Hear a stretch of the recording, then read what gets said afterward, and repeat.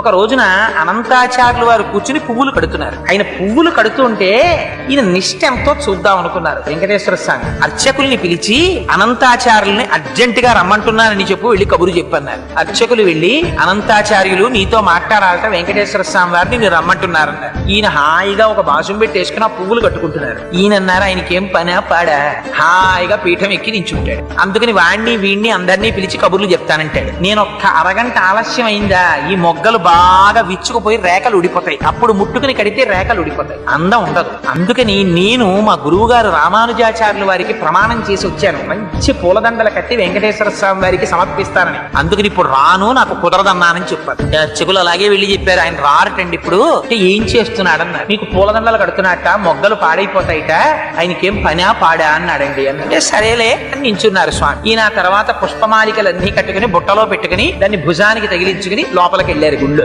వెళ్ళి ఈ పుష్పమాలన్నీ అలంకారం చేద్దామని గడప దాటి చేతిలోకి తీసుకుంటున్నారు. వెంకటేశ్వర స్వామి వారు మూతి ముడుచుకుని అన్నారు, పుష్పమాలలు మాత్రం పట్టుకొచ్చేస్తావు, అలంకారం చేసేస్తావు, కబురు చేస్తే చాలా పనిలో ఉన్నాను, పనా పాడా రమ్మంటాడన్నావుట, ఎందుకు వచ్చావు, నాకు అక్కర్లేదు, నీ పుష్పమాలలో పట్టుకుపో అంటే ఆయన అన్నారు, నువ్వు పుచ్చుకోకపోతే మానే, నాకు అనవసరం. మా గురువు గారికి నేను ప్రమాణం చేశాను, పుష్పమాలికలు నీకు సమర్పిస్తానని, కట్టేస్తాను, తెచ్చేస్తాను, ఇక్కడ ఉన్న తలుపు గొళ్ళానికి తగిలించి వెళ్ళిపోతాను, నువ్వు వేసుకోకపో నాకు అనవసరం, నా మాట నేను చేసుకుంటానన్నారు.